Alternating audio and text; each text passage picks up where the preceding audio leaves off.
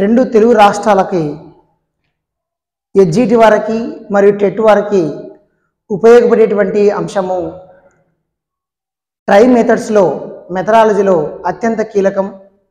ముఖ్యంగా జరగబోయేటువంటి ఏపీడిఎస్సిలో దాదాపుగా 12 మార్కులతో ఉన్నటువంటి ట్రై మెథడ్స్. ఈ ట్రై మెథడ్స్లో సైన్స్ నుంచి 4 మార్కులు, మ్యాథమెటిక్స్ నుంచి 4 మార్కులు, సోషల్ స్టడీస్ నుంచి 4 మార్కులు రావడం జరుగుతుంది.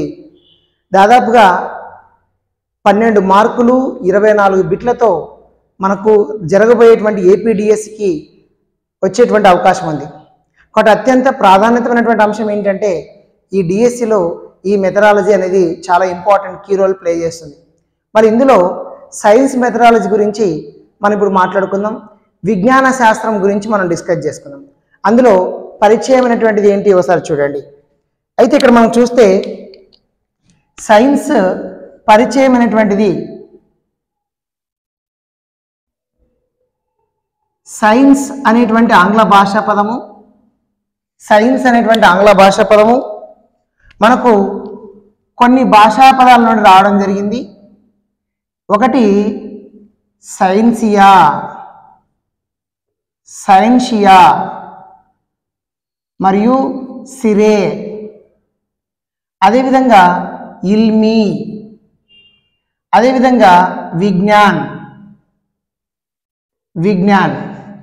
సైన్సియా మరియు సిరే అంటే తెలుసుకోవడము లేదా జ్ఞానము లేదా తెలుసుకోవడము, జ్ఞానము లేదా తెలుసుకోవడము, తెలుసుకోవడము. ఇల్మి అంటే అర్థము జ్ఞాన సంచయము, జ్ఞాన సంచయము, సంచయము. సేమ్ విజ్ఞానం అంటే అర్థము కూడా జ్ఞాన సంచయము, జ్ఞాన సంచయము అంటారు.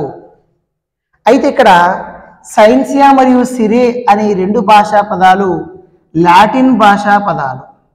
ఇవి లాటిన్ భాషా పదాలు. ఇల్మి అనేటువంటిది అరబిక్ భాషా పదం, అరబిక్ భాషా పదం. విజ్ఞానం అనేటువంటిది సంస్కృత భాషా పదం, సంస్కృత భాషా పదం. ఇప్పుడు సైన్సియా అనే ఆంగ్ల భాషా పదము, సైన్షియా మరియు సిరే అనేటువంటి లాటిన్ భాషా పదం నుండి వచ్చింది. ఇల్మి అనే అరబిక్ భాషా పదము నుండి రావడం జరిగింది. విజ్ఞాన్ అనే సంస్కృత భాషా పదం నుండి రావడం జరిగింది. ఈ యొక్క సైన్సియా మరియు సిరే అంటే అర్థం అంటే జ్ఞానము లేదా తెలుసుకోవడం. ఇల్మి అంటే అర్థము జ్ఞాన సంచయము, విజ్ఞాన్ అంటే కూడా జ్ఞాన సంచయం. ఇది సైన్స్ పరిచయంలో సైన్స్ అనే పదము ఎలా ఉద్భవించింది అనే దాని గురించి మనం మాట్లాడుకుంటాం. మరియు సైన్స్కి సంబంధించి మనకు ప్రధానంగా ఎగ్జామినేషన్లో కంపల్సరీగా వచ్చేటువంటి బిట్ ఏంటంటే సైన్స్ యొక్క నిర్మాణము అనే దాని మీద కంపల్సరీగా మనకు బిట్ రావడం జరుగుతుంది. అదేంటో మనం చూద్దాం. సైన్స్ నిర్మాణం అనేది మనకు ఎలా రావడం జరిగింది అనేటువంటి అంశాన్ని మనం చర్చించుకుంటే ఈ యొక్క సైన్స్ నిర్మాణము స్ట్రక్చర్ ఆఫ్ సైన్స్ అని పిలవడం జరుగుతుంది. ఈ స్ట్రక్చర్ ఆఫ్ సైన్స్ మనకు ఎలా ఉందో ఒకసారి పరిశీలిద్దాం. వాస్తవానికి విజ్ఞాన శాస్త్రం యొక్క నిర్మాణము, విజ్ఞాన శాస్త్రము యొక్క నిర్మాణము టెట్లో కానీ డిఎస్సిలో కానీ చాలా ఇంపార్టెంట్ అంశము సైన్స్ యొక్క నిర్మాణం అనేటువంటిది. మనం పరిశీలిస్తే ప్రకృతిలో అనేక రకాలైనటువంటి సంఘటనలు జరుగుతుంటాయి. అంటే మనకు ఈ ప్రకృతిలో ఉరుములు మెరుపులు రావడం జరుగుతుంది. అదేవిధంగా కొన్ని సందర్భాలలో వర్షాలు రావడం జరుగుతుంది. మరికొన్ని సందర్భాలలో అనేక రకమైనటువంటి ఇంద్రధనుస్సులు ఏర్పడతాయి. తర్వాత కొన్ని రకాలైనటువంటి జీవులు ఉంటాయి. ఇలా ప్రకృతిలో ఏర్పడే అనేక సంఘటనల వల్ల మానవుడు కొన్ని సంఘటనలకు ఆశ్చర్యపడ్డాడు, కొన్ని సంఘటనలకు సంతోషపడ్డాడు, కొన్ని సంఘటనలకు అదేవిధంగా భయపడడం కూడా జరిగింది, ఆనందపడడం కూడా జరిగింది. ఇలాంటి మానవునికి జంతువులకి ప్రధానమైనటువంటిది ఏంటంటే ఆలోచన. ఈ మానవునికి జంతువులకు ప్రధానమైనటువంటి తేడా ఆలోచన. ఈ ఆలోచన వల్ల మానవుడు ఏం చేస్తాడంటే పరిశీలన చేయడం జరిగింది, ఆ సంఘటనను పరిశీలించాడు. అదేవిధంగా అన్వేషణ చేయడం జరిగింది. అదేవిధంగా పరిశీలన చేశాడు, అన్వేషణ చేశాడు. వేటిని? ప్రకృతిలో జరిగేటువంటి సంఘటనలను. తర్వాత కొన్ని ప్రయోగాలు చేయడం జరిగింది, మరియు కొన్ని పద్ధతులు ఉపయోగించడం జరిగింది. అదేవిధంగా కొలవడం చేశాడు. తర్వాత వర్గీకరణ చేయడం జరిగింది. అంటే మనకు మానవుడు ప్రకృతిలో జంతువులకి మానవుడికి ప్రధానమైనటువంటిది తేడా ఆలోచన. ఈ ఆలోచన వల్ల మానవుడు ప్రకృతిలో సంఘటనను పరిశీలించాడు, అన్వేషించాడు, ప్రయోగాలు చేశాడు, పద్ధతులు, కొలవడము, వర్గీకరణ చేయడం జరిగింది. పరిశీలించడం, అన్వేషించడం, ప్రయోగాలు, పద్ధతులు, కొలవడం, వర్గీకరణ చేయడం అనేది మానవుడు చేయడం జరిగింది. ఈ రకమైనటువంటి అంశాలు మానవుడు చేయడం వల్ల, ప్రకృతిలో సంఘటనను పరిశీలించడం వల్ల, అన్వేషించడం వల్ల, ప్రయోగాలు చేయడం వల్ల, పద్ధతులు చేయడం వల్ల, కొలవడం వల్ల, వర్గీకరణ చేయడం వల్ల మానవుడు ఏం కనుగొన్నాడంటే కొన్ని యథార్థాలను కనుగొన్నాడు. యథార్థాలు లేదా దాన్ని వాస్తవాలు అని కూడా అంటారు. యథార్థాలు కనుగొన్నాడు, వాస్తవాలు కనుగొనడం జరిగింది. యథార్థాల నుండి సాధారణీకరణాలను కనుగొన్నాడు. సాధారణీకరణాల నుండి భావనలు కనుగొన్నాడు. భావనలు వచ్చాయి. తర్వాత కొన్ని సిద్ధాంతాలు కనుగొన్నాడు. సిద్ధాంతాల నుండి నియమాలు రావడం జరిగింది. తర్వాత సూత్రాలను కనుగొన్నాడు. తర్వాత ప్రాకల్పనలు కనుగొన్నాడు. అంటే మానవుడు ప్రకృతిలో సంఘటనలను పరిశీలించడం వల్ల, అన్వేషించడం వల్ల, ప్రయోగాలు చేయడం వల్ల, పద్ధతులు, కొలవడము, వర్గీకరణ చేయడం వల్ల, ఇవన్నీ చేయడం వల్ల మానవుడు ఈ యథార్థాలను లేదా వాస్తవాలను, సాధారణీకరణాలను, భావనలను, సిద్ధాంతాలను, నియమాలను, సూత్రాలను, ప్రాకల్పనలను కనుగొన్నాడు. ఇవి చేయడం వల్లే ఇవి రావడం జరిగింది. అందుకే వీటిని ఏమంటారు అంటే వీటిని పరిశోధనలు అంటారు, లేదా ప్రక్రియలు అంటారు.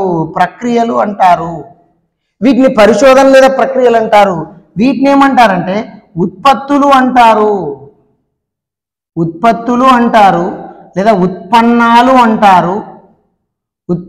అంటారు, లేదా జ్ఞానము అంటారు, లేదా ఫలితాలు అంటారు. వీటిని ఫలితాలు అంటారు. ఇప్పుడు మనం చూడండి, పరిశీలించడం వల్ల, అన్వేషణ చేయడము, ప్రయోగాలు చేయడము, కొలవడము, వర్గీకరణ, పద్ధతులు అనేటువంటివి ఇక్కడ మనం చలిస్తామా లేదా? ఖచ్చితంగా చలించాలి. పరిశీలించేటప్పుడు చలించాలి, అదేవిధంగా అన్వేషించేటప్పుడు చలించాలి, అదేవిధంగా ప్రయోగాలు చేసేటప్పుడు చలించాలి, తర్వాత పద్ధతులు చేసేటప్పుడు చలించాలి. అంటే చలిస్తాము కాబట్టి, కదులుతాము కాబట్టి దీన్ని ఏమని పిలుస్తామంటే గతిశీలక స్థితి అంటారు. దీన్ని గతిశీలక స్థితి అంటారు. మరి ఇది గతిశీలక స్థితి అయితే వీటి ద్వారా వచ్చిన వీటిని ఏమంటారంటే స్తబ్ద స్థితి అంటారు. వీటి గతిశీలక స్థితి అంటే వాటిని స్తబ్ద స్థితి అంటారు. ఇప్పుడు మనం చూడండి, ఒక్క పరిశీలన వల్లే యథార్థాలను, సాధారణీకరణలను, భావనలు, సిద్ధాంతాలు, నియమాలు, సూత్రాలను కనుగొనలేము. వీటితో పాటుగా మనకి ఇవన్నీ కలగలిపితేనే ఒక యథార్థం కానీ ఒక సాధారణీకరణ రావడం జరుగుతుంది. అంటే పరిశీలన జరగాలి, అన్వేషణ జరగాలి, ప్రయోగాలు, పద్ధతులు, కొలవడం, వర్గీకరణ ఇవన్నీ కలగలపాలి. అందుకే వీటిని సంశ్లేషణాత్మక వాదము అంటారు.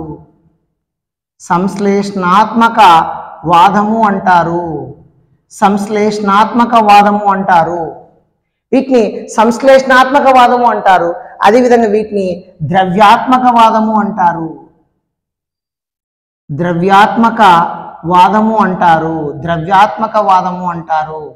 వీటినేమో సంశ్లేషణాత్మక వాదము, వీటినేమో ద్రవ్యాత్మక వాదము, ఇదేమో గతిశీలక స్థితి, ఇదేమో స్తబ్ద స్థితి అని చెప్పడం జరుగుతుంది. అంటే వీటి వల్ల మనకు ఏం ఏర్పడుతుంది? విజ్ఞాన శాస్త్ర నిర్మాణం ఏర్పడుతుంది. విజ్ఞాన శాస్త్ర నిర్మాణం అనేది ఈ రెండిట్లో దీన్ని కలిపితేనే విజ్ఞాన శాస్త్ర నిర్మాణం ఏర్పడుతుంది. అంటే సంశ్లేషణాత్మక వాదము ప్లస్ ద్రవ్యాత్మక వాదము అంటే అది విజ్ఞాన శాస్త్ర నిర్మాణం అవుతుంది. లేదా గతిశీలక స్థితి ప్లస్ స్తబ్ద స్థితి అది విజ్ఞాన శాస్త్ర నిర్మాణం అవుతుంది.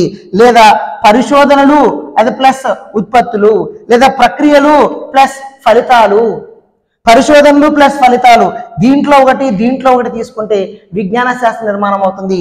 కాబట్టి విజ్ఞాన శాస్త్ర నిర్మాణం అంటే మనం ఎక్కడి నుంచో తీసుకోవాల్సిన అవసరం లేదు. దీంట్లో ఒకటి తీసుకుంటే దాన్ని విజ్ఞాన శాస్త్ర నిర్మాణం అంటారని మనం గుర్తుపెట్టుకోవచ్చు. మరి విజ్ఞాన శాస్త్ర నిర్మాణంలో ఇది సంశ్లేషణాత్మకవాదం ప్లస్ ద్రవ్యాత్మకవాదం, అదేవిధంగా గతిశీల స్థితి ప్లస్ స్తబ్ద స్థితి, తర్వాత ప్రక్రియలు ప్లస్ పరిశోధనలు ప్లస్ ఫలితాలు, ప్రక్రియలు ప్లస్ ఉత్పత్తులు, ప్రక్రియలు ప్లస్ జ్ఞానము. కాబట్టి దీంట్లో కలిపితే విజ్ఞాన శాస్త్ర నిర్మాణం అవుతుంది. ఈ రెండు విజ్ఞాన శాస్త్ర నిర్మాణంలో ఉంటాయని ఎవరు చెప్పడం జరిగిందంటే మనకు ఇద్దరు చెప్పడం జరిగింది. ఎవరు? పిహెచ్ ఫినిక్స్ మరియు జేజే స్వాబ్ అనే ఈ ఇద్దరు విజ్ఞాన శాస్త్ర నిర్మాణము ఈ రెండు అంశాల కలయిక వల్ల అని చెప్పడం జరిగింది. అయితే మరో ఇద్దరు రావడం జరిగింది. వాళ్ళు ఎవరంటే henry Poincaré, RC Sharma. Henry Poincaré మరియు ఆర్సి శర్మ వీళ్ళిద్దరు కూడా విజ్ఞాన శాస్త్ర నిర్మాణం చెప్పారు. వీళ్ళ ప్రకారం విజ్ఞాన శాస్త్ర నిర్మాణం అంటే ఓన్లీ ఇది ఒక్కటే. దీన్ని ఏమంటారు? ద్రవ్యాత్మకవాదం అంటారు, లేదా స్తబ్ద స్థితి అంటారు, లేదా ఉత్పత్తులు అంటారు, ఉత్పన్నాలు అంటారు, జ్ఞానం అంటారు, ఫలితాలు అంటారు అని చెప్పి హెన్రీ పాయింకేర్, ఆర్సి శర్మ చెప్పడం జరిగింది. ఈ రెండు విజ్ఞాన శాస్త్ర నిర్మాణంలో అని చెప్పింది పిహెచ్ ఫినిక్స్ మరియు జేజే స్వాబ్. ఇదొక్క భావన మాత్రమే, ఇక్కడున్న అంశాలు మాత్రమే విజ్ఞాన శాస్త్ర నిర్మాణం చెప్పింది హెన్రీ పాయింకేర్ మరియు ఆర్సి శర్మ చెప్పడం జరిగింది. అంటే విజ్ఞాన శాస్త్ర నిర్మాణాన్ని ఇప్పటికి ఎవరెవరు చెప్పారు? పిహెచ్ ఫినిక్స్ మరియు జేజే స్వాబ్ చెప్పారు. మరి హెన్రీ పాయింకేర్, ఆర్సి శర్మ ప్రకారం చెప్పడం జరిగింది. విజ్ఞాన శాస్త్ర నిర్మాణంలో రెండు అంశాలు ఉంటాయని చెప్పింది ఎవరు అంటే ఫినిక్స్ మరియు స్వాబ్. ఓన్లీ విజ్ఞాన శాస్త్ర నిర్మాణంలో ఇదొక్కటే ఉంటుందని చెప్పింది అంటే హెన్రీ పాయింకేర్ మరియు ఆర్సి శర్మ చెప్పడం జరిగింది. కాబట్టి మనం ఖచ్చితంగా ఎగ్జామినేషన్లో కంపల్సరీ బిట్ అడుగుతాడు, విజ్ఞాన శాస్త్ర నిర్మాణంలో ఈ రెండు అంశాలు ఉంటాయని చెప్పింది ఎవరు అంటాడు. ఎవరు? ఫినిక్స్ మరియు స్వాబ్. అలా కాకుండా విజ్ఞాన శాస్త్ర నిర్మాణంలో ఇదొక్కటి ఉంటని చెప్పింది ఎవరు? హెన్రీ పాయింకేర్ మరియు ఆర్సి శర్మ అని చెప్పేసి మనం గుర్తుపెట్టుకోవాలి. అట్లా కాకుండా మనకు హెన్రీ పాయింకేర్ మరొక పాయింట్ కూడా చెప్పడం జరిగింది. ఏమని చెప్పడం జరుగుతుందంటే విజ్ఞాన శాస్త్ర నిర్మాణం అనేటువంటిది నిర్మాణంలో ఉన్న భవనంతో పోల్చాడు. విజ్ఞాన శాస్త్ర నిర్మాణం అనేది నిర్మాణంలో ఉన్న భవనంతో విజ్ఞాన శాస్త్ర నిర్మాణాన్ని పోల్చడం జరిగింది. ఎవరు పోల్చారంటే హెన్రీ పాయింకేర్ పోల్చడం జరిగింది. ఇది మనకు విజ్ఞాన శాస్త్ర నిర్మాణం అంట, ఇది నిర్మాణంలో ఉన్న భవనం అంటే అని చెప్పాడు. ఈ కింద ఉన్న దాన్ని పునాదులు అంటారు. అదేవిధంగా ఇక్కడ ఉన్నటువంటి వాటిని ఏమని పిలుస్తారంటే అడ్డు స్తంభాలు అంటారు.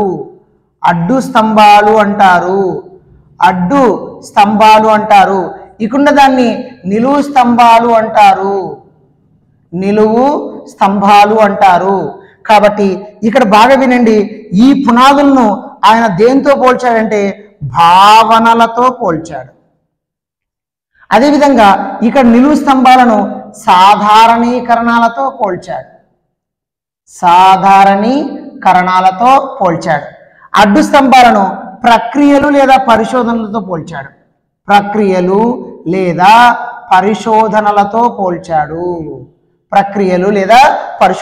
పోల్చాడు. ఎవరు పోల్చారు? ఓకే, మనకు హెన్రీ పాయింకేర్. విజ్ఞాన శాస్త్ర నిర్మాణాన్ని ఇప్పుడు ముగ్గురు చెప్పడం జరిగింది. ఒకరు వచ్చేసి ఫినిక్స్ మరియు స్వాబ్ అంటే రెండు అంశాలు. హెన్రీ పాయింకేర్, ఆర్సి శర్మ అంటే ఇదొక్కటే అంశము. అదేవిధంగా హెన్రీ పాయింకేర్ అంటే నిర్మాణంలో ఉన్న భవనంతో పోల్చడం జరిగింది. ఈ నిర్మాణంలో ఉన్న భవనంతో పునాదులను భావనలని, నిలువు స్తంభాలను సాధారణీకరణలని, అడ్డు స్తంభాలను ప్రక్రియలు పరిశోధనలని తెలియచేయడం జరిగింది. కాబట్టి విజ్ఞాన శాస్త్ర నిర్మాణంను కంపల్సరీగా బిట్ అడగడానికి ఆవశ్యకత ఉంది. మనం గుర్తించుకునే ప్రయత్నం చేయాలి. ఇది విజ్ఞాన శాస్త్ర నిర్మాణం అంటే మనం గుర్తుపెట్టుకోవాలి. కాబట్టి విజ్ఞాన శాస్త్ర నిర్మాణంలో అంటే ఇక్కడొక అంశం కలిపితే దాన్ని విజ్ఞాన శాస్త్ర నిర్మాణం అంటారు. మనకు ఎలా ఇంకొక క్వశ్చన్ అడగడానికి అవకాశం ఉంది అంటే విజ్ఞాన శాస్త్ర నిర్మాణము అంటే ఏంటి అని అడగడానికి ఆవశ్యకత ఉంది. విజ్ఞాన శాస్త్ర నిర్మాణము దేని ద్వారా ఏర్పడుతుందంటే గతిశీలక స్థితి గతిశీలక స్థితి ప్లస్ స్తబ్ద స్థితి, స్తబ్ద స్థితి. మరొకటి సంశ్లేషణాత్మక వాదము, సంశ్లేషణాత్మక వాదము ప్లస్ ద్రవ్యాత్మక వాదము, ద్రవ్యాత్మక వాదము. లేదా విజ్ఞాన శాస్త్రం మనం అంటే పరిశోధనలు ఇటువైపు నుండి వచ్చేది ఒకటి ప్లస్ ఫలితాలు, లేదా ప్రక్రియలు, ప్రక్రియలు ప్లస్ అటువైపు నుండి మనం జ్ఞానము తీసుకోవచ్చు. తర్వాత ఇంకా విజ్ఞాన శాస్త్ర నిర్మాణం అంటే ఇందులో ఒక అంశం అందులో ఒక అంశం తీసుకుంటే చాలు, ఇందులో మనకు ప్రయోగాలు ఉన్నాయి, అదేవిధంగా అక్కడ వచ్చేసి భావనలు ఉన్నాయి, ఒకదాన్ని తీసుకుంటే సరిపోదు. ఇంకా విజ్ఞాన శాస్త్ర నిర్మాణము అంటే ఏంటి అంటే బాగా చూడండి, శాస్త్రీయ వైఖరి ప్లస్ శాస్త్రీయ పద్ధతి ఈజ్ ఈక్వల్ టు శాస్త్రీయ దృక్పథం. ఇది కూడా విజ్ఞాన శాస్త్ర నిర్మాణమే. కాబట్టి విజ్ఞాన శాస్త్ర నిర్మాణం అన్ని వీటిని బట్టి కొట్టాల్సిన అవసరం లేదు. అక్కడ ఉన్నటువంటి ఇక్కడ నుంచి ఒక అంశం అక్కడ నుంచి ఒక అంశం తీసుకొని చెప్పడం జరిగింది కాబట్టి అలా గుర్తుపెట్టుకోవాలి. ఇది శాస్త్రీయ వైఖరి ప్లస్ శాస్త్రీయ పద్ధతి ఈక్వల్ టు శాస్త్రీయ దృక్పథం అని గుర్తుపెట్టుకుంటే దీన్ని కూడా విజ్ఞాన శాస్త్ర నిర్మాణము అంటారు అనేది మనం గుర్తుపెట్టుకోవాలి. కంపల్సరీగా ఇక్కడ బిట్ అడగడానికి ఆవశ్యకత ఉంది. మరి ఇంకెక్కడ బిట్ అడుగుతాడు? ఈ విజ్ఞాన శాస్త్ర నిర్మాణంలో ముఖ్యంగా ఇక్కడ ఏమున్నామని చెప్పినాము, యథార్థాలు ఉన్నాయని చెప్పాము. తర్వాత సాధారణీకరణాలు ఉన్నాయని చెప్పాం, సాధారణీకరణాలు ఉన్నాయని చెప్పాం. తర్వాత భావనలు ఉన్నాయని చెప్పాం.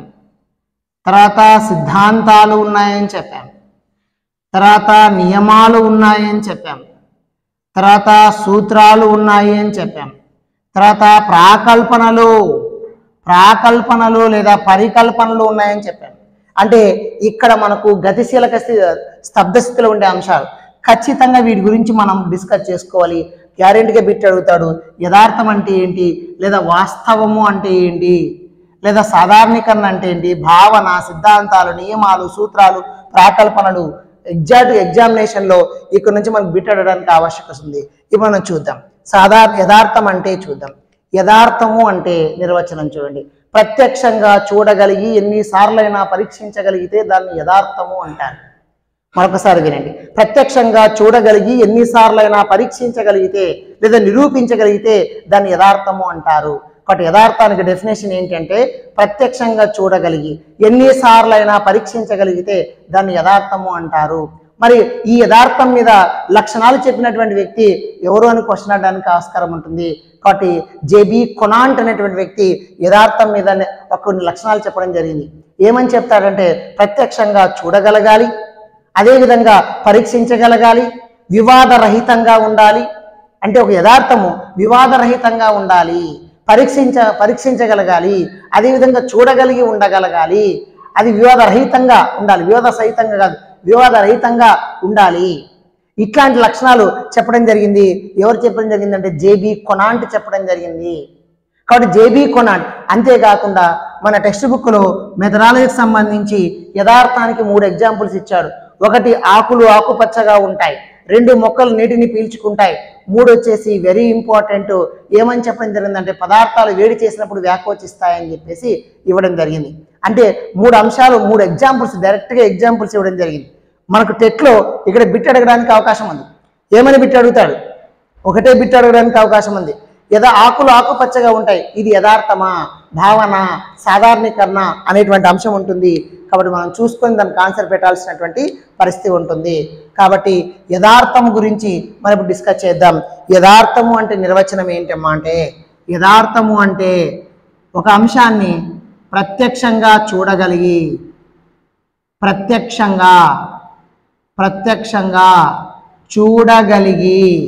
ప్రత్యక్షంగా చూడగలిగి ఎన్నిసార్లు అయినా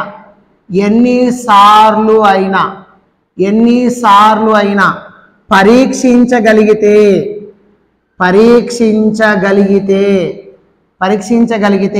దాన్ని యథార్థము అంటారు. యథార్థం మీద పరిశోధన చేసిన వ్యక్తి జేబీ కొనాంట్. జేబీ కొనాంట్. ఈయన యథార్థం యొక్క లక్షణాలను చెప్పాడు. యథార్థం యొక్క లక్షణాలు చెప్పాడు.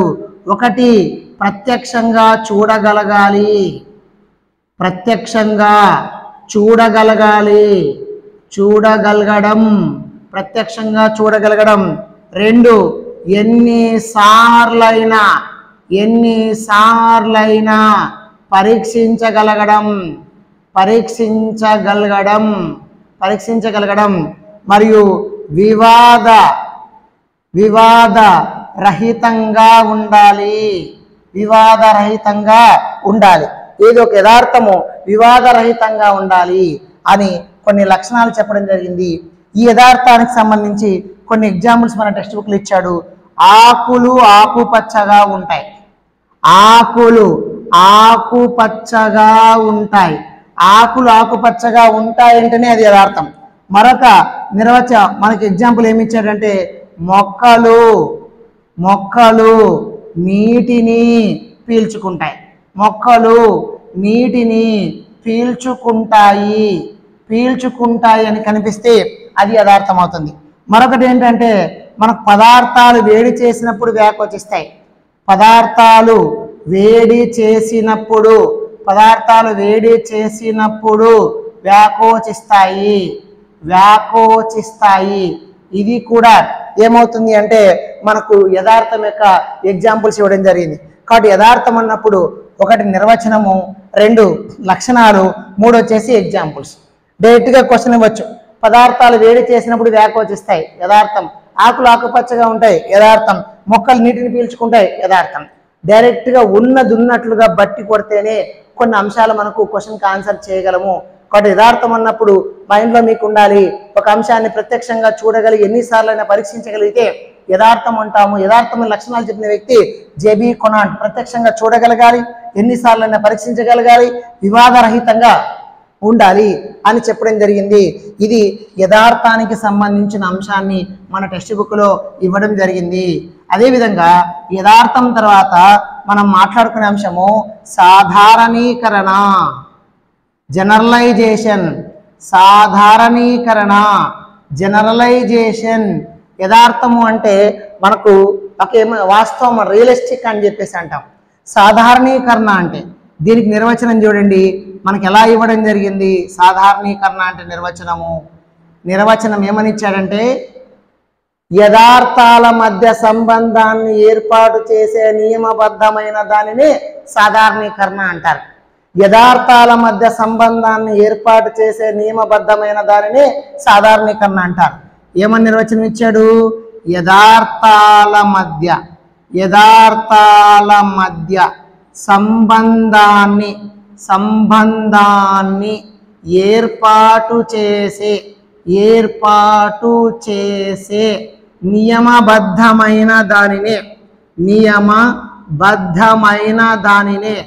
నియమబద్ధమైన దానినే ఏమంటారు అంటే సాధారణీకరణ అంటారు. అంటే యథార్థాల మధ్య మనమే సంబంధాన్ని ఏర్పాటు చేయాలి. ఎలా ఏర్పాటు చేయాలి? నియమబద్ధమైనదిగా ఏర్పాటు చేయాలి. ఒకసారి బిట్ అడిగాడు, ఈ కింది వాటిలో నియమబద్ధమైనది ఏది అని అడిగాడు. ఏమి? సాధారణీకరణ. నియమబద్ధమైనది ఏంటి? సాధారణీకరణ. ఇది నిర్వచనం. మనకు టెక్స్ట్ బుక్లో రెండు ఎగ్జాంపుల్స్ ఇవ్వడం జరిగింది సాధారణీకరణకు. ఒకటి, మొక్కలు అన్నీ శ్వాసిస్తాయి. మొక్కలు అన్నీ శ్వాసిస్తాయి అన్నాడు. తర్వాత రెండు వచ్చేసి మనకు ధ్వని, ఘన, ద్రవ, వాయు పదార్థాలలో ప్రయాణించును అన్నాడు. ఏమి? ధ్వని, ఘన, ద్రవ, వాయు పదార్థాల్లో ప్రయాణించును.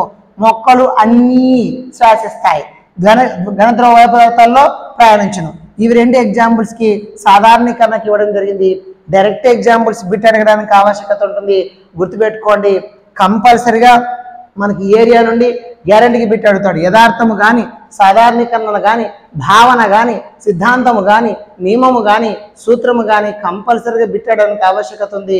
ఒకసారి మనం ప్రయత్నం చేస్తే ఇక్కడ ఈజీగా ఒక మార్క్ మనం చేయొచ్చు. కాబట్టి సాధారణీకరణ నిర్వచనం ఏంటి? యథార్థాల మధ్య సంబంధాన్ని ఏర్పాటు చేసే నియమబద్ధమైన దాన్ని ఏమంటారు మనకు? సాధారణీకరణ అంటారు. అదేవిధంగా మొక్కలన్నీ శ్వాసిస్తాయి, సాధారణీకరణకు ఉదాహరణ. ధ్వని ఘన ద్రవ వాయు పదార్థాలలో ప్రయాణించును అనేది కూడా సాధారణీకరణకు ఉదాహరణే అని మనం గుర్తుంచుకోవాలి. సాధారణీకరణ తర్వాత మనకు మరొక అంశం ఏంటంటే భావన అనేది ఉంటుంది. భావన కాన్సెప్ట్ అంటారు, చాలా చాలా ఇంపార్టెంట్. భావన అనేటువంటిది చాలా ఇంపార్టెంట్, కాన్సెప్ట్ అనేది చాలా ఇంపార్టెంట్. మరి దీని యొక్క నిర్వచనం ఏంటి? భావన యొక్క నిర్వచనం ఏంటి అంటే సాధారణీకరణ ఏమని చెప్పినాము? యథార్థాల మధ్య సంబంధాన్ని ఏర్పాటు చేసే నియమబద్ధమైనదని. కానీ ఇక్కడ భావన అంటే సంబంధం ఉన్న యథార్థాల నుండి ఏర్పడేదే భావన. ఇది ఒక అంశం యొక్క సాధారణ వివరణ అని ఉంటుంది. కాబట్టి భావ నిర్వచనం ఏంటంటే సంబంధమున్న యథార్థాల నుండి, సంబంధమున్న యథార్థాల నుండి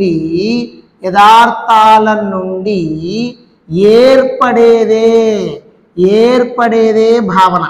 మరియు మరొక అంశము ఒక అంశము యొక్క సాధారణ వివరణ.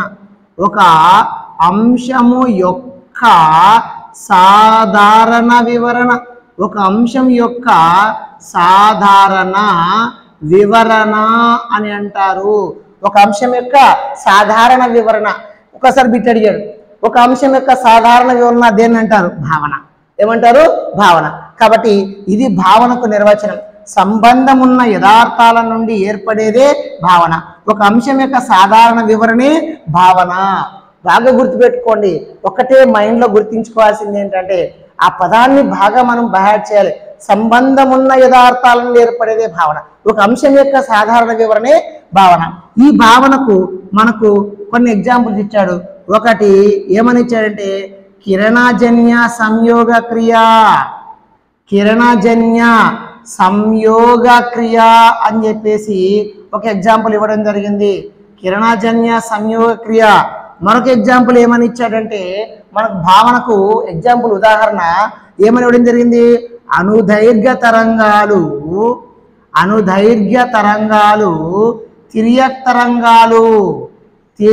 తరంగాలు అనేటువంటివి కూడా మనకు ఎగ్జాంపుల్ ఇవ్వడం జరిగింది.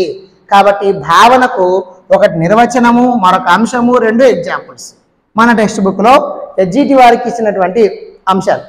అదే స్కూల్ అసిస్టెంట్లు అయితే ఇంకొన్ని 2-3 ఎగ్జాంపుల్స్ ఇవ్వడం జరిగి ఉంటుంది. కాబట్టి యాజ్ ఇట్ ఈజ్గా ఎగ్జాంపుల్స్ ఉన్న అంశాన్ని మీరు గుర్తించుకోగలిగితే ఈజీగా మనం సక్సెస్ అవుతాము.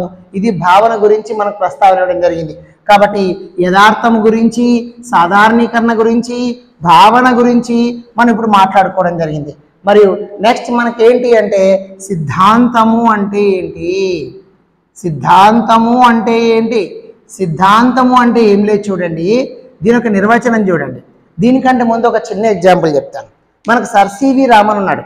సర్ సివి రామన్ ఆయన మొదటిగా ఇంగ్లాండ్కి వెళ్ళడం జరిగింది.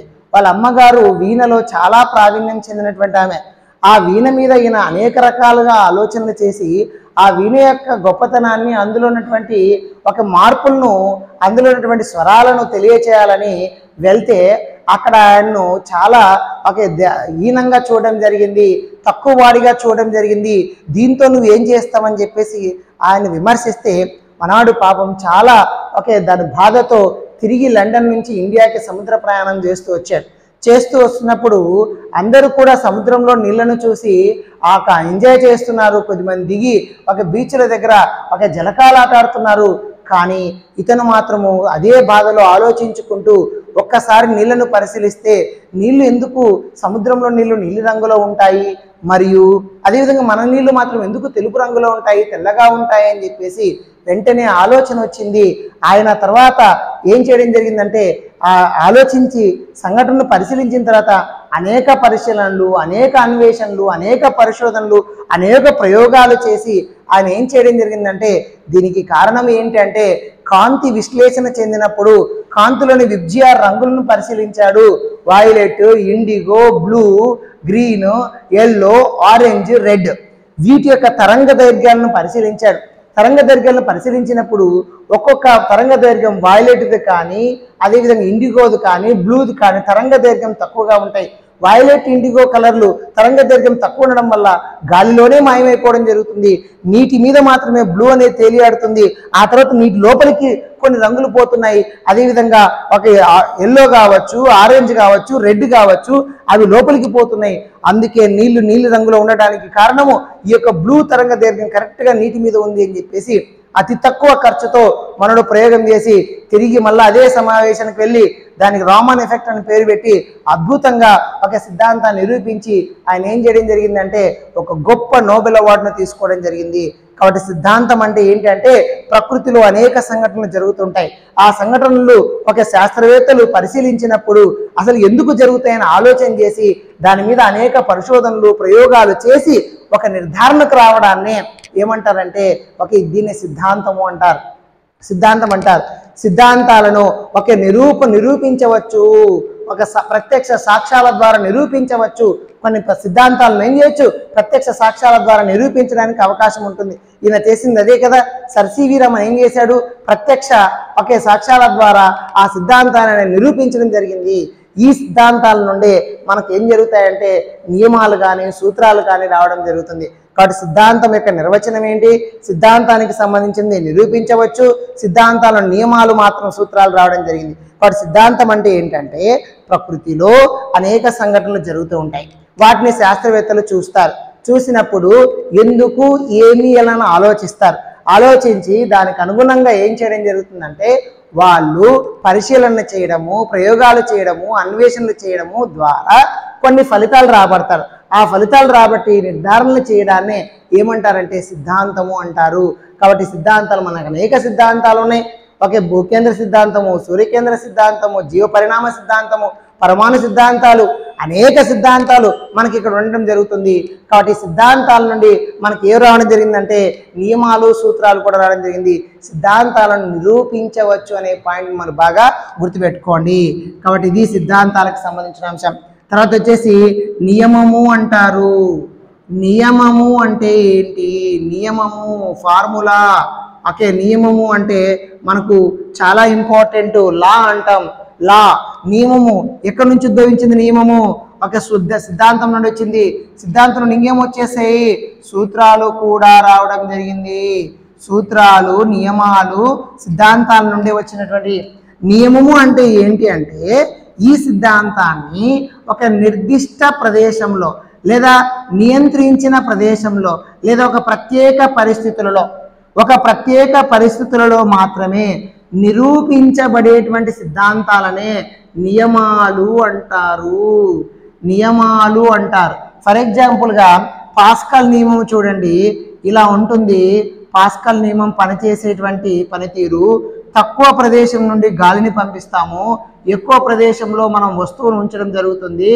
ఆ వస్తువును తక్కువ ప్రదేశం నుండి గాలి పంపించడం వల్ల ఎక్కువ ప్రదేశం నుండి ఆ వస్తువును పైకి లేపడానికి ఆస్కారం ఉంటుంది. అంటే ప్రత్యేకమైనటువంటి పరిస్థితుల్లో మాత్రమే నిరూపించబడే సిద్ధాంతాలను ఏమంటారంటే నియమాలు అంటారు. మరి ఇక్కడ నుంచి గాలి పంపిస్తే వస్తువు పైకి లేదు, తక్కువ ప్రదేశం నుండి గాలి పంపిస్తే ఎక్కువ ప్రదేశం నుండి పైకి లేస్తుంది. అంటే ప్రత్యేక పరిస్థితుల్లో మాత్రమే నిరూపించబడిన సిద్ధాంతాలను ఏమంటారంటే నియమాలు అంటారు. ఈ నియమాలను మనం చాలా ఇంపార్టెంట్. ఈ నియమాలను సూక్ష్మీకరించి అంకెల రూపములో అదేవిధంగా అక్షరాల రూపములో రాయగలిగితే వాటిని ఏమంటారంటే సూత్రాలు అంటారు. కాబట్టి అంకెల రూపంలో అదేవిధంగా వాటి రూపంలో అక్షరాల రూపంలో రాయగలిగితే వాటిని సూత్రాలు అంటారు. నియమాలు మరియు సూత్రాలు అనేటువంటిది మనం గుర్తుపెట్టుకోవాలి. సిద్ధాంతాల నుండి నియమాలు సూత్రాలు వస్తాయి. ప్రత్యేక పరిస్థితులను నిరూపించేటువంటి దాన్ని మనం ఏమంటామంటే సూత్రము నియమము అని చెప్పడం జరుగుతుంది. ఈ నియమాన్ని సూక్ష్మీకరించి అక్షరాల రూపంలో అంకెల రూపంలో రాయగలిగితే దానిని మనం ఏమని పిలుస్తామంటే సూత్రం అని పిలవడం జరుగుతుంది. మన నెక్స్ట్ వెరీ ఇంపార్టెంట్ ప్రాకల్పనలు అంటారు. ప్రాకల్పనలు, దీనికి మరొక పేరు పరికల్పన అని కూడా ఒకటే. ప్రాకల్పన అన్న పరికల్పనలు అన్న ఒకటే నిర్వచనమే. గుర్తుపెట్టుకోండి, ఇది చాలా ఇంపార్టెంట్ చాప్టర్, చాలా ఇంపార్టెంట్. చాలా సార్లు ఈ అంశం మనకు టెక్స్ట్ బుక్లో కనిపించడం జరుగుతుంది. సైన్స్లో అత్యధికంగా కనిపించే అంశమే ప్రాకల్పనలు లేదా పరికల్పనలు అంటారు. ఏంటి మరి ప్రాకల్పనలు లేదా పరికల్పనలు అంటే చూద్దాం. Very simple. ఫస్ట్ దీని నిర్వచనం ఏంటి అంటే పరీక్షకు గురయ్యే ఊహనే పరికల్పన అంటారు. పరీక్షకు గురి అయ్యే ఊహనే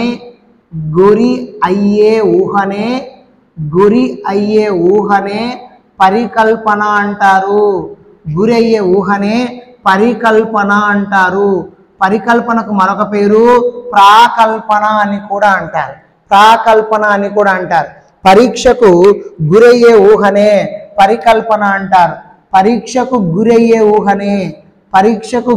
ఊహనే పరికల్పన అంటారు. ఈ పరికల్పనలు లేదా ప్రాకల్పనలు మనకి ఎన్ని ఉన్నాయంటే 4 రకాల పరికల్పనలు ఉన్నాయి లేదా 4 రకాల ప్రాకల్పనలు ఉన్నాయి. ఒకటి ఏంటి అంటే ప్రకటిత ప్రాకల్పన లేదా ప్రాకల్పన అంటారు. మరొకటి ఏంటంటే శూన్య ప్రాకల్పన అంటారు. మరొకటి వచ్చేసి ఏంటి అంటే మనకు చాలా ఇంపార్టెంట్ ప్రకటిత ప్రాకల్పన, శూన్య ప్రాకల్పన, ప్రశ్నా ప్రాకల్పన అంటారు.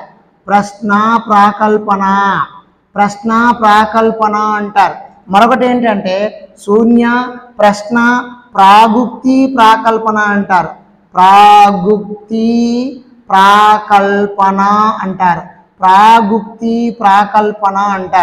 చూడండి ఇక్కడ మనం బాగా పరిశీలించండి. ప్రకటిత ప్రాకల్పన అంటే ఏంటి అంటే 2 అంశాల మధ్య సంబంధం ఉంటే నువ్వు ఊహించుకున్న దానికి నువ్వు పరీక్ష చేసిన తర్వాత దానికి సంబంధం ఉందనుకోండి, దాన్ని ప్రకటిత ప్రాకల్పన అంటారు. మరియు నువ్వు ఊహించుకున్న దానికి అదేవిధంగా పరీక్షించిన తర్వాత దానికి సంబంధం లేదనుకోండి, దాన్ని శూన్య అంటారు. అదేవిధంగా నువ్వు ఊహించిన దానికి పరీక్షించిన దానికి కొన్ని ప్రశ్నలు లేవనెత్తామనుకోండి, సంబంధం ఉందా లేదా అని ప్రశ్నించుకున్నాం అనుకోండి, ప్రశ్నా ప్రాకల్పన అంటారు. అంటే నువ్వు ఊహించుకున్న దానికి భవిష్యత్తులో అది జరిగిందనుకోండి, దాన్ని ఏమంటారు? ప్రాగుక్తి ప్రాకల్పన అంటారు. ప్రస్తుతము సంబంధం ఉంటే అది ప్రకటిత ప్రాకల్పన, సంబంధము లేకపోతే శూన్య ప్రాకల్పన, సంబంధం ఉందా అని ప్రశ్నించుకోగలిగితే ప్రశ్నా ప్రాకల్పన, భవిష్యత్తులో ఉండగలిగితే ప్రాగుక్తి ప్రాకల్పన అని చెప్పేసి మనం చెప్పడం జరుగుతుంది. కాబట్టి పరికల్పనలు లేదా ప్రాకల్పనలు నిర్వచనం చాలా ఇంపార్టెంట్.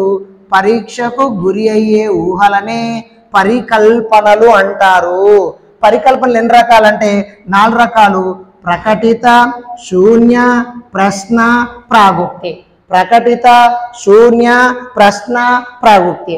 నేను చెప్పేటప్పుడు మీరు కూడా పలికారు అనుకోండి, మనకు ఎక్కువ గుర్తున్న నిర్వచనం ఒకసారి చూడండి. పరికల్పన అంటే ఏమి? పరీక్షకు గురయ్యే ఊహలనే పరికల్పనలు అంటారు, లేదా పరీక్షకు గురయ్యే ఊహనే పరికల్పన అంటారు. కాబట్టి పరికల్పన ఎన్ని రకాలంటే 4 రకాలని మనం గుర్తుపెట్టుకోవచ్చు. ప్రకటిత ప్రాకల్పన, శూన్య ప్రాకల్పన, ప్రశ్నా ప్రాకల్పన మరియు ప్రాగుక్తి ప్రాకల్పన అని చెప్పేసి మనం గుర్తుపెట్టుకోవచ్చు. ఇవి ప్రాకల్పనలు మనకు లేదా పరికల్పనలు. మనం ఇప్పుడు ఏం చెప్పుకున్నాము? గతిశీలక స్థితి లేదా స్తబ్ద స్థితిలో ఉండేటువంటి అంశాలన్నీ డిస్కస్ చేసుకోవడం జరిగింది. మరొకసారి జాగ్రత్తగా మీరు పరిశీలించండి. ప్రకృతిలో అనేక సంఘటనలు జరుగుతుంటాయి. మానవునికి ఆలోచన ఉంటుంది. ఆలోచన నుండి ఏం చేస్తాడు? పరిశీలిస్తాడు, అన్వేషిస్తాడు, ప్రయోగాలు, పద్ధతులు, కొలవడము, వర్గీకరణ చేయడం జరుగుతుంది. వీటిని చేయడం వల్ల ఏమొచ్చినాయి? మనకు యథార్థాలు లేదా వాస్తవాలు రావడం జరిగింది. అదేవిధంగా సాధారణీకరణ భావనలు, సిద్ధాంతాలు, నియమాలు, సూత్రాలు, ప్రాకల్పనలు రావడం జరిగింది. వీటిని ఏమని పిలవడం జరుగుతుంది అంటే ఇవన్నీ కలుపుతాం కాబట్టి సంశ్లేషణాత్మకవాదము, ఇవి కదులుతాయి కాబట్టి గతిశీలక స్థితి, ఇది కదలదు కాబట్టి స్తబ్ద స్థితి, ఇది వాదం వచ్చేసి ద్రవ్యాత్మక వాదము అంటారు. వీటిని ప్రక్రియలు లేదా పరిశోధనలు అంటారు. వీటిని వచ్చేసి జ్ఞానము అంటారు, ఉత్పత్తులు అంటారు, ఫలితాలు అంటారు, ఉత్పన్నాలు అంటారు. ఈ 2 కలిపితే విజ్ఞాన శాస్త్ర నిర్మాణం అవుతుంది. మనం అందుకే వీటి గురించి చర్చించుకున్నాం. ఇది చెప్పింది ఎవరంటే ఫినిక్స్ మరియు స్వాబ్ చెప్పడం జరిగింది. ఇదొక్కటేం చెప్పింది హెన్రీ పాయింకర్. ఆర్సి శర్మ నిర్మాణాలను భవనంతో పోల్చిన వ్యక్తి హెన్రీ పాయింకర్. పునాదులను భావనలతోనూ, నిలువు స్తంభాలను సాధారణీకరణలను అడ్డు స్తంభాలను ప్రక్రియల పరిశోధనలు పోల్చడం జరిగింది. కాబట్టి యథార్థము గురించి మనం మాట్లాడుకోవడం జరిగింది. యథార్థం గురించి మాట్లాడుకోవడం జరిగింది. అదేవిధంగా మనకు సాధారణీకరణ గురించి మాట్లాడుకోవడం జరిగింది. భావన, సిద్ధాంతాలు, నియమాలు, సూత్రాలు, ప్రాకల్పనలు. కాబట్టి యథార్థము అంటే ప్రత్యక్షంగా చూడగలిగి ఎన్నిసార్లు నిరూపించగలిగితే లేదా పరీక్షించగలిగితే దాన్ని యథార్థం అంటారు. యథార్థం మీద పరిశోధన చేసిన వ్యక్తి ఎవరంటే జేబీ కొనాంట్ అని చెప్పడం జరిగింది. లక్షణాలు చెప్పడం జరిగింది. ప్రత్యక్షంగా చూడగలగాలి, ఎన్నిసార్లు పరీక్షించగలగాలి, అదేవిధంగా వివాదరహితంగా ఉండాలి, మారకుండా ఉండాలి అనే అంశం కూడా మనకి ఇక్కడ చర్చించుకోవాలి. మారకుండా ఉండాలి అని కూడా ఒక లక్షణం చెప్పడం జరిగింది. మారకుండా ఉండాలంటే ఒకసారి వచ్చిన తర్వాత మళ్ళీ మారకూడదని దాని అర్థం. సాధారణీకరణ గురించి దానికి యథార్థాలకు 3 ఎగ్జాంపుల్స్ ఇచ్చాడని చెప్పి. ఒకటి, ఆకులు ఆకుపచ్చగా ఉంటాయి, మొక్కలు నీటిని పీల్చుకుంటాయి, పదార్థాలు వేడి చేసినప్పుడు వ్యాక్ వచ్చేస్తాయి. సాధారణీకరణ యథార్థాల మధ్య సంబంధాన్ని ఏర్పాటు చేసే నియమబద్ధమైన దాన్ని సాధారణీకరణ అంటారు. దీనికి ఎగ్జాంపుల్స్ 2 ఇచ్చాడు. ధ్వని గణధర్వ వాయు పదార్థాల్లో ప్రయాణించడం, మరో వచ్చేసి మొక్కలన్నీ శ్వాసిస్తాయి. భావన ఏమని నిర్వచించిన సంబంధం ఉన్న యథార్థాల నుండి ఏర్పడేదే భావన, ఒక అంశం యొక్క సాధారణ వివరణ, ఒక కిరణజన్య సమయక్రియ ఉదాహరణ. మరొకటి వచ్చేసి ఏం చెప్పడం జరిగింది, ప్రధానంగా కనుదిగ్గ తరంగాలు, తిరేక తరంగాలు చెప్పడం జరిగింది. సిద్ధాంతాలు ప్రకృతిలో అనేక సంఘటనలు జరుగుతుంటే ఎందుకు ఎలా అని పరిశీలించి ప్రయోగాలు చేసి ఫలితాలు రాబట్టి నిర్ధారణ చేయడానికి సిద్ధాంతాలు అంటారు. సిద్ధాంతాలు ప్రత్యక్షంగా నిరూపించగలదు, సాక్ష్యాధారాల ద్వారా నిరూపించడం జరుగుతుంది. నియమాలు, సిద్ధాంతాలను ప్రత్యేక పరిస్థితులను నిరూపిస్తే దాన్ని నియమాలు అంటారు. నియమాలను సూక్ష్మీకరిస్తే సూత్రాలు అంటారు. పరీక్షకు గురై ఊహన్నే ప్రాకల్పనలు అంటారు. ఇవి మనం చెప్పుకోవడం జరిగింది. విజ్ఞాన శాస్త్ర నిర్మాణము కంపల్సరిగా ఇక్కడ ఒక బిట్ అడగడానికి ఆవశ్యకత ఉంది, గుర్తించుకునే ప్రయత్నం చేయండి. కంపల్సరిగా విజ్ఞాన శాస్త్ర నిర్మాణం మీద అడగడానికి ఆవశ్యకత ఉంది. మరియు పరిశీలన అంటే ఏంటి, అన్వేషణ అంటే ఏంటి, ప్రయోగాలు, పద్ధతులు, వర్గీకరణ, కొలవడం. మనం తెలుసు పరిశీలన అంటే మామూలు చూడడం కాదు, నిర్దిష్టతతో, సన్నద్ధతతో, ఆసక్తితో చూడడాన్ని పరిశీలన అంటారు. నిర్దిష్టతతో, సన్నద్ధతతో, ఆసక్తితో చూడడాన్ని పరిశీలన అంటారు. మరి ఈ పరిశీలన మనకు తెలుసు సంచరిత పరిశీలన అని, అసంచరిత పరిశీలన అని చెప్పేసి మనకు ఉండడం జరుగుతుంది. అదేవిధంగా కృత్రిమ పరిశీలన అనేది కూడా మనకు ఉండడం జరుగుతుంది. కాబట్టి ఈ అంశాలు పరిశీలన గురించి. తర్వాత మనకు అన్వేషణ అంటే ఒక అంశం యొక్క ప్రత్యేకంగా తెలుసుకోవడం కొరకు చేసిన దాన్ని అన్వేషణ అంటారు. ప్రయోగము అంటే నియంత్రించిన పరిస్థితుల్లో నియంత్రించిన అంశాన్ని పరిశీలించడాన్ని ప్రయోగము అంటారు. పద్ధతి అంటే క్రమ పద్ధతిలో క్రమంగా చేయడాన్ని పద్ధతి అని చెప్పడం జరుగుతుంది.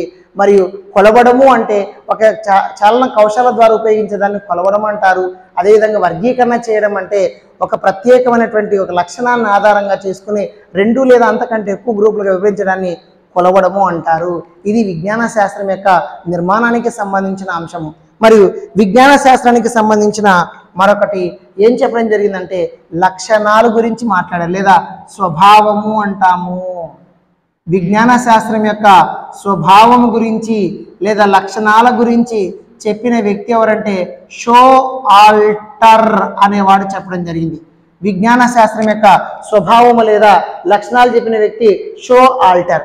ఏమని చెప్పడం జరిగింది, ఒకటి సాపేక్షమైనది, విజ్ఞాన శాస్త్రం అనేది సాపేక్షమైనది. 2 అనుభవాత్మకమైనది.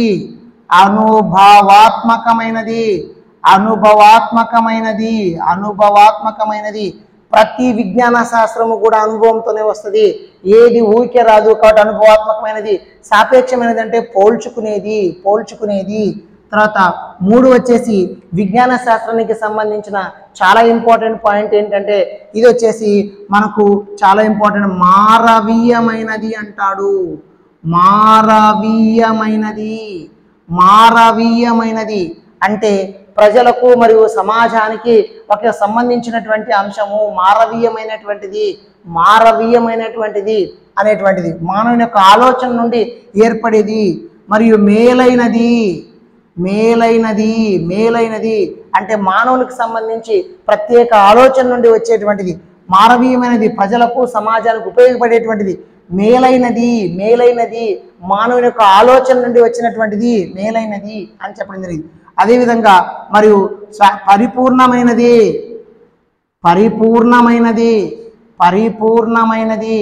అదేవిధంగా మనకు ఇది వచ్చేసి పరిపూర్ణమైనది అంటే ఒకసారి కనుక్కున్నది మళ్ళీ తిరిగి రావద్దు కాబట్టి పరిపూర్ణమైనది పూర్తిగా కంప్లీట్ అయి ఉంటుంది, దాన్ని పరిపూర్ణమైనది అంటారు.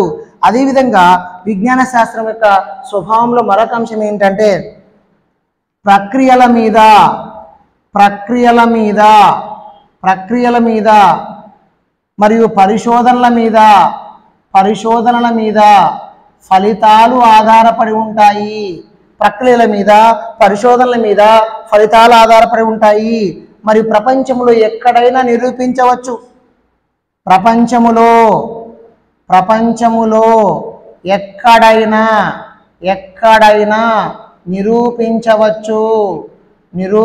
నిరూపించవచ్చు.